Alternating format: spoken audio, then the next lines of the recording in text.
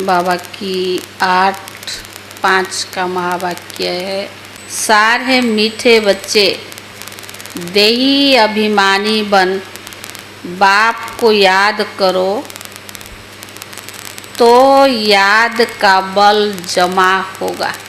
याद के बल से तुम सारे विश्व का राज्य ले सकते। प्रश्न, कौन सी बात तुम बच्चों के ख्याल ख्वाब में भी नहीं थी जो प्रैक्टिकल हुई है?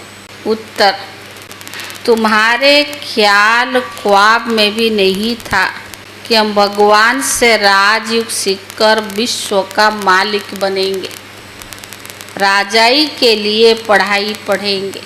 अभी अथाह खुशी है कि सर्वशक्तिमान बाप से बल लेकर हम सतयुगी स्वराज्य अधिकारी बनते हैं। ओम शांति। यहाँ बच्चियाँ बैठती है प्रैक्टिकल के लिए। वास्तव में यहाँ संदली पर उनको बैठना चाहिए जो देही अभिमानी बन बाप की याद में बैठते हैं। अगर याद में नहीं बैठेंगे तो वह टीचर कहला नहीं सकती। याद में शक्ति रहती है ना, ज्ञान में शक्ति नहीं है। इसको कहा जाता है याद का बल। योग बल सन्यासियों का अक्षर है। बाप डिफिकल्टी अक्षर काम में नहीं लाते। बाप कहते बच्चों को अब बाप को याद करो। जैसे छोटे बच्चे माँ बाप को याद करते हैं ना, वह है तुम्हारी देहधारी। तुम बच्चे हो विचित्र। यह चित्र तुमको यहाँ ही मिलता है। शरीर हमको यहाँ ही मिलता है। वास्तव में आत्मा विचित्र है। जैसे छोटे बच्चे, तुम रहने वाले विचित्र देश के हो, वहाँ चित्र नहीं रहता है। पहले यह पक्का करना है कि हम शरीर नहीं आत्मा है। तो बाबा ने कहा, इसीलिए बाप कहते बच्चे अब देही अभिमानी भव, अपने को आत्मा निश्चय कर। तुम निर्वाण देश से आए हो, वह तुम सभी आत्माओं का घर है।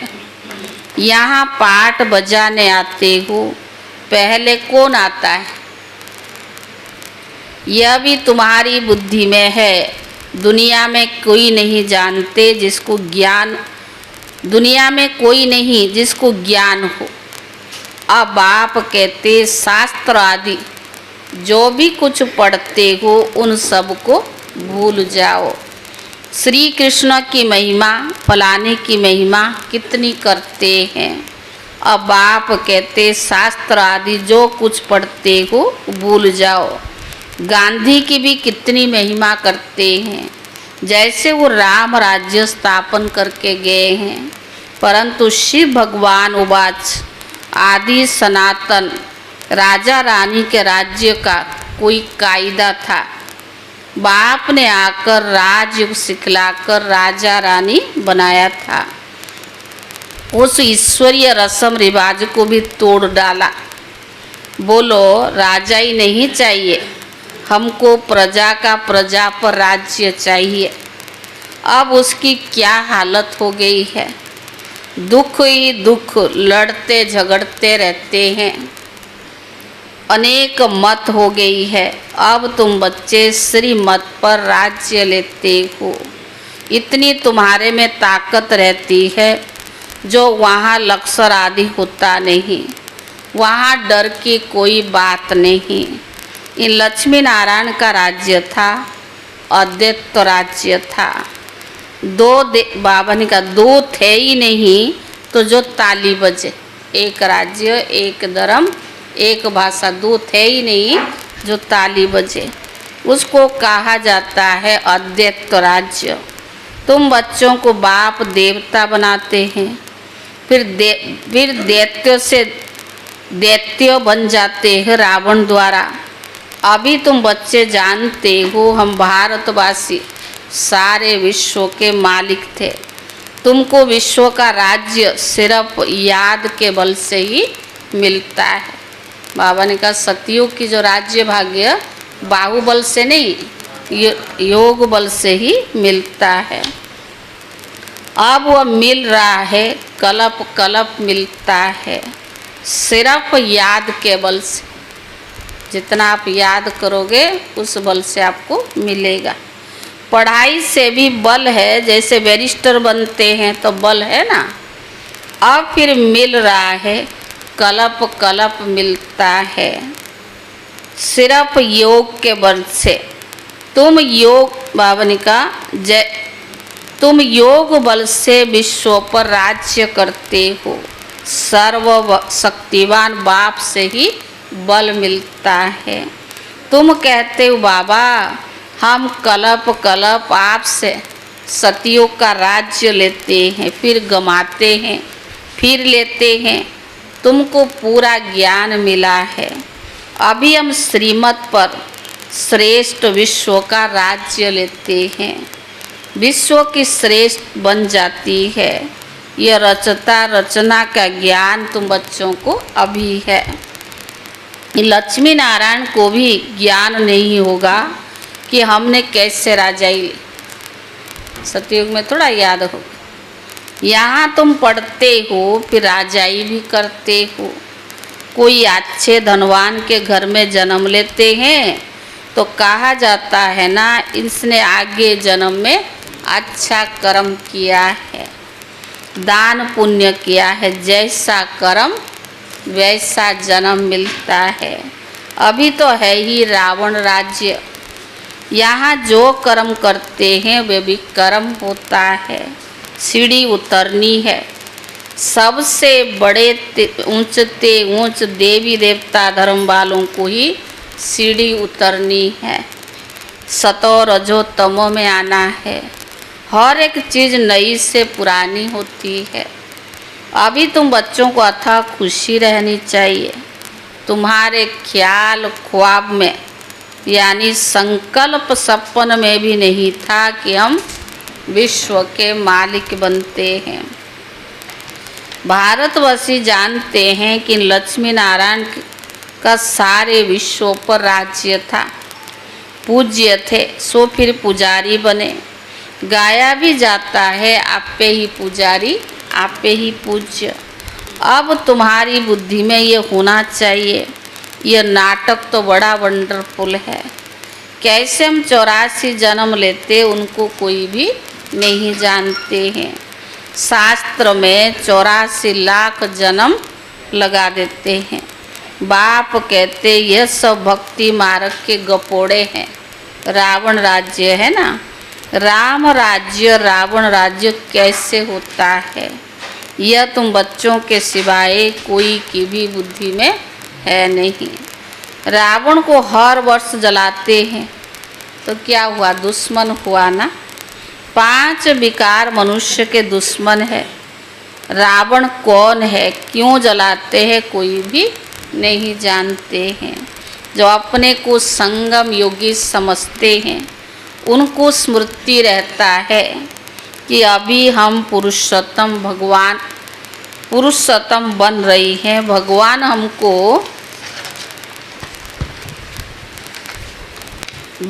हमको राजयोग सिखलाकर नर से नारायण, भ्रष्टाचारी से श्रेष्ठाचारी बनाते हैं।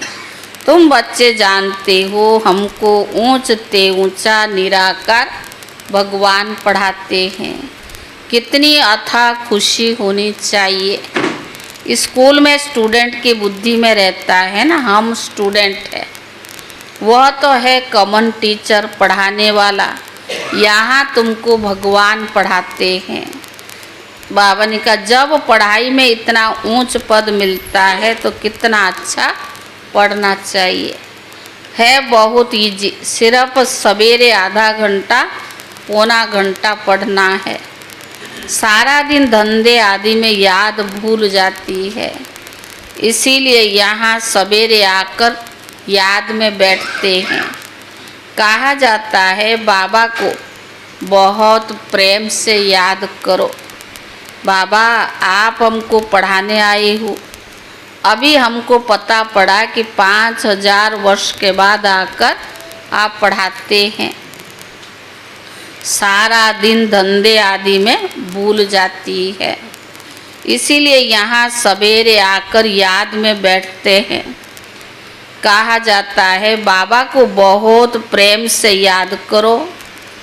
अभी हमको पता पड़ा कि 5000 वर्ष के बाद आकर पढ़ाते हैं। बाबा के पास बच्चे आते हैं तो बाबा पूछते हैं आगे कब मिले हो। ऐसा प्रश्न कोई साधु सन्यासी आदि कभी पूछ न सके। वहाँ तो सत्संग में जो चाहे जाकर बैठते हैं। बहुतों को देखकर सब अंदर घुस जाते हैं। तुम भी अभी समझते हो हम गीता रामायण आदि कितना खुशी से जाकर सुनते थे। समझते थे कुछ नहीं, समझते कुछ भी नहीं थे, सब भक्ति की ही खुशी है। तो बाबा ने कहा बहुत खुशी में नाचते रहते थे, परंतु फिर भी नीचे उतरते आते हैं। किस्म किस्म के हठयोग आदि करते हैं, तंदुरुस्ती के लिए ही सब करते हैं। बाप समझाते यह सब भक्ति मार्ग की रस्म रिवाज है। रचता रचना को कोई भी नहीं जानते हैं, बाकी राह ही क्या। रचता रचना को जानने से तुम क्या से क्या बन जाते हो और न जानने से तुम क्या बन पड़े हो। तुम जानते हो साल्वेंट बनते हो, न जानने से भारतवासी इनसाल्वेंट बन पड़ते हैं। गपोड़े मारते रहते हैं ना, क्या क्या दुनिया में होता रहता है। कितने पैसे सोना आदि लूटते हैं। अब तुम बच्चे जानते हो वहाँ तो हम सोने के महल बनाएंगे। बैरिस्टरी आदि पढ़ते तो अंदर रहता है ना, हम इम्तिहान पास कर फिर यह करेंगे, घर बनाएंगे। तुमको क्या बुद्धि में रहता है। जैसे कोई पढ़ाई पढ़ता है, अच्छी नौकरी मिलता है, अच्छा पद मिलता है तो क्या चलता है कि कमाई करके अच्छा घर बनाएंगे, वो करेंगे, बहुत संकल्प चलता है। तो बाबा ने कहा तुम बच्चों को क्या चलता है। हम सतयुग में प्रिंस प्रिंसेस बनने के लिए पढ़ रही है तो कितनी खुशी रहनी चाहिए, परंतु बाहर जाने से खुशी गुम हो जाती है। छोटी छोटी बच्चियां इस ज्ञान में लग जाती है। संबंधी कुछ भी समझते नहीं, कह देते ये जादू है, कहते हम पढ़ने नहीं देंगे। इस हालत में जब तक सगीर है तो माँ बाप को कहना मानना पड़े, हम ले नहीं सकते। बहुत खिटपिट हो पड़ती है। शुरू में कितनी खिटपिट हुई। बच्ची कहे हम 18 वर्ष की है, बाप कहे 16 वर्ष की है, सगीर है, झगड़ा कर पकड़ कर ले जाते थे। जब यज्ञ की स्थापना हुई ऐसे हुआ तो बाबा ने कहा सगीर माना ही बाप के हुक्म में चलना। बालिग है फिर जो चाहे सो कर सकते हैं, कायदा भी तो है ना। बाबा कहते तुम जब बाप के पास आते हो तो क्या कायदा है, हाँ? जब बाप के पास आते हो क्या कायदा है। अपने लौकिक बाप का सर्टिफिकेट या चिट्ठी लेकर के आओ। जब हम लोग समर्पित होते हैं तो क्या करते हैं, समर्पित फाइल बनती है ना, पहले ट्रायल पर 3 वर्ष चल सकते नहीं चल सकते, फिर उसके बाद समर्पित ट्रायल फॉर्म में भी माँ बाप का लेटर चाहिए होता, समर्पित फाइल में भी चाहिए होता। बिना उनके तो हम नहीं रख सकते हैं ना रह सकते हैं।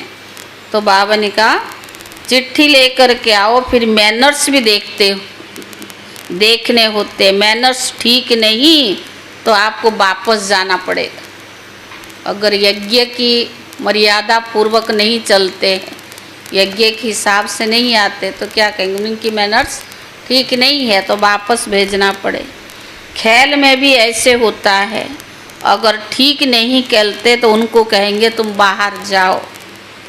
नहीं तो इज्जत गंवाते हो। अभी तुम बच्चे जानते हो हम युद्ध के मैदान में हैं। कलप कलप बाप आकर हमको माया पर जीत पहनाते हैं। मूल बात है ही पावन बनने की। पतित बने विकार से। बाप कहते काम महाशत्रु है। ये आदि मध्य अंत दुख देने वाला है। जो ब्राह्मण बनेंगे वही फिर देवी देवता धर्म में आएंगे। ब्राह्मणों में भी नंबर बात होते हैं। समा पर परवाने आते हैं। कोई तो जल मरते हैं और कोई फेरी पहनकर चले जाते हैं। यहाँ भी आए हैं। कोई एकदम फिदा होते हैं, कोई फिर सुनकर चले भी जाते हैं। आगे तो ब्लड से भी लिख कर के देते थे, बाबा हम आपके हैं, फिर भी माया हरा लेती है। इतनी माया की युद्ध चलती है, इसको ही युद्ध स्थल कहा जाता है। यह भी तुम समझते हो। परम पिता परमात्मा ब्रह्मा द्वारा सभी वेद शास्त्रों का सार समझाते हैं। चित्र तो ढेर बना दिए हैं ना। नारद का भी मिसाल इस समय का है। सब कहते हम लक्ष्मी नारायण को बरेंगे। बाप कहते अपने अंदर देखो हम लायक है। हमारे में कोई विकार तो नहीं है। नारद तो भक्त है ना।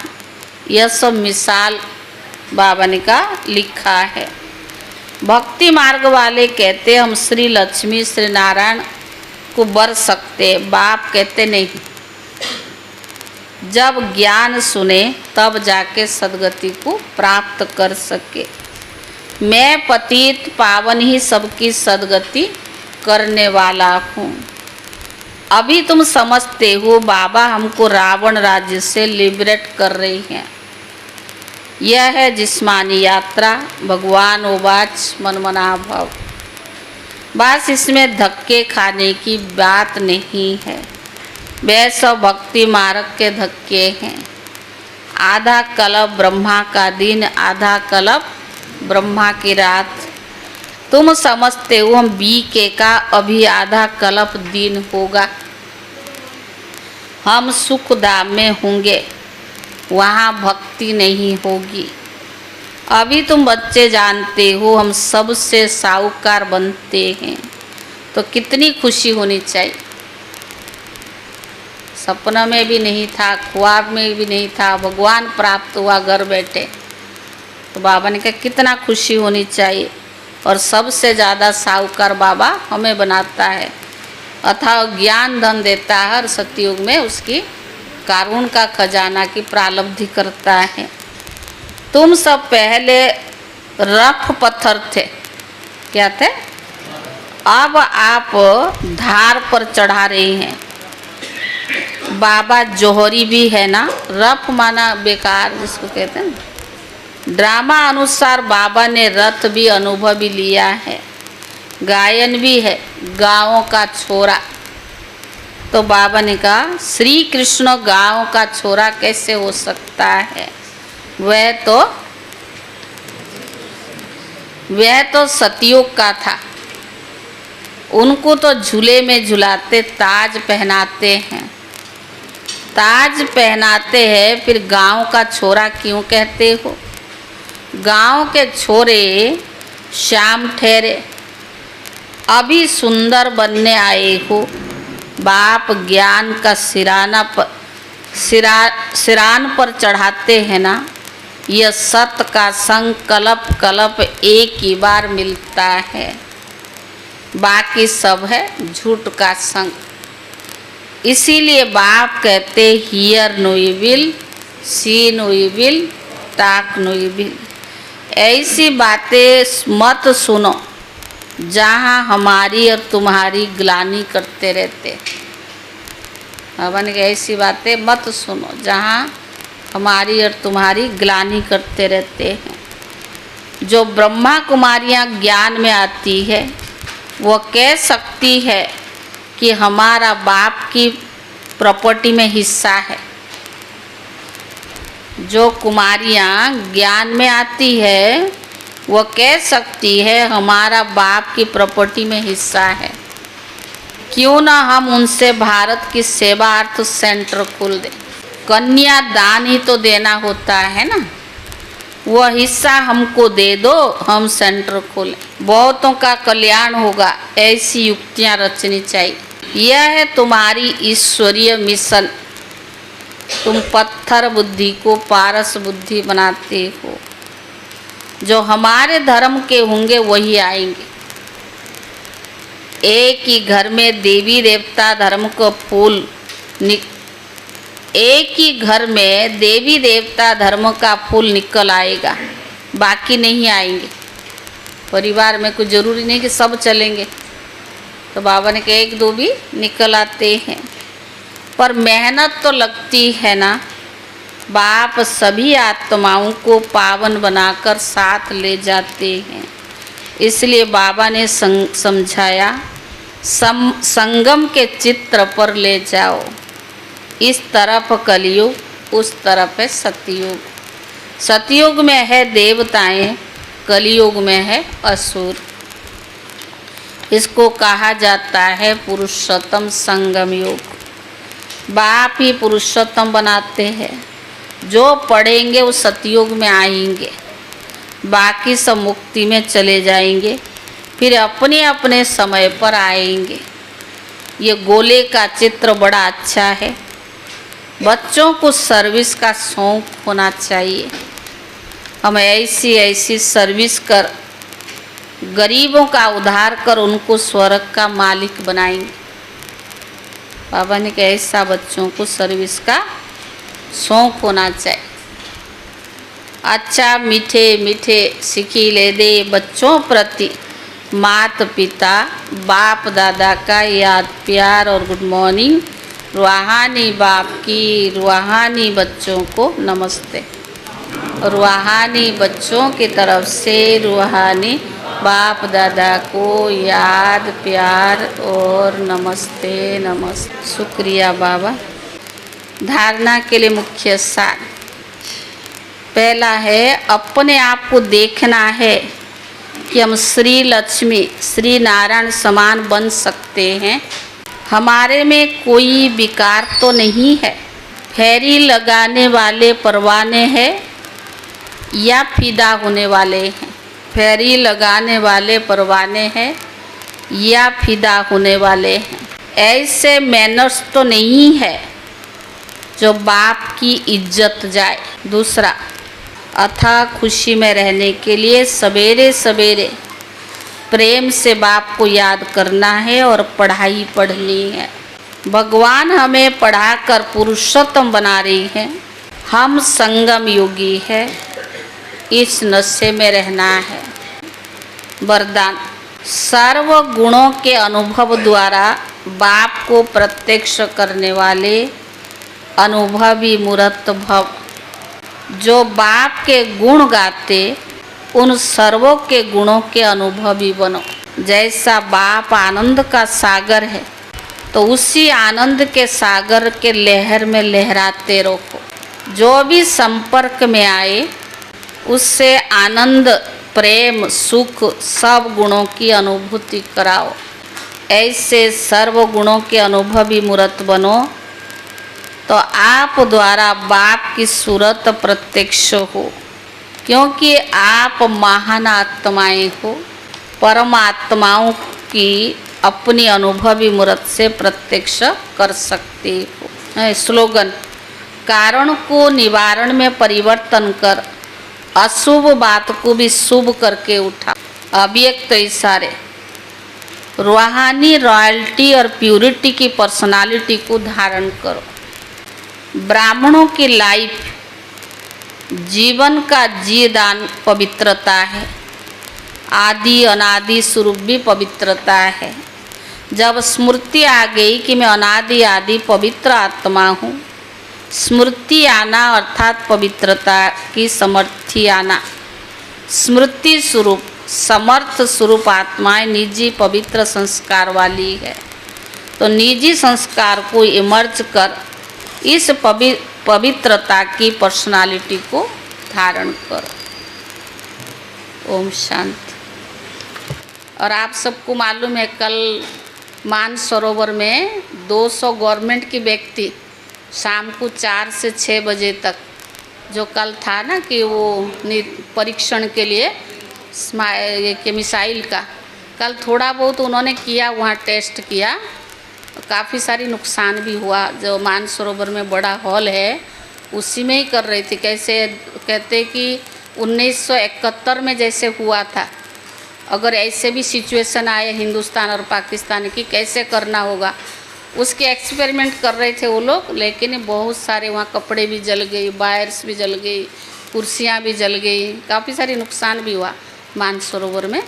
परीक्षण में ही ऐसे होता है। एक वहाँ तो शांतिवन में कह रहे, नई दिल्ली में भी हुआ कुछ माना ऐसा, यहाँ पुरानी इस साइड की नहीं हुआ, उधर का हुआ है कि वो एक, हाँ, जो अलार्म बजता है ना, हाँ, उड़ीसा में तो 4 से 6 बजे तक, हमारा लौकी घर है वहाँ ही मिसाइल्स परीक्षण, क्योंकि पूरी विश्व में सबसे बड़ा समुद्र वहाँ है, तो वहाँ मिसाइल्स वगैरह छोड़ते हैं साइंटिस्ट वगैरह है। कह रहे आधा घंटा तक इतना हॉर्न बजता है ना, उन्होंने कहा था दरवाज़ा लाइट सब बंद करके अंदर ही रहना, ऐसा लगता है कि जैसे कान फट जाएगा। इतना दूर होते हुए भी 3 किलोमीटर से दूर है घर, तभी भी आधा घंटा बजता ही रहता है, क्योंकि वो लोग जो छोड़ते हैं ना बहुत ज़्यादा। 3 दिन से माइक से अनाउंसमेंट कर रहे थे कि भाई आप उस दिन कोई घर से बाहर नहीं निकलेगा, दुकान मकान सब बंद, सब घरों के अंदर लाइट बंद करके बैठ जाना। माना होता है, परीक्षण करते हैं, आने वाला समय में होना तो है ही विनाश, पर बाबा उसकी भी तैयारी कर रहा है और दुनिया वाले भी बचने की तैयारी में लगे हुए, बाकी ड्रामा ही कहेंगे।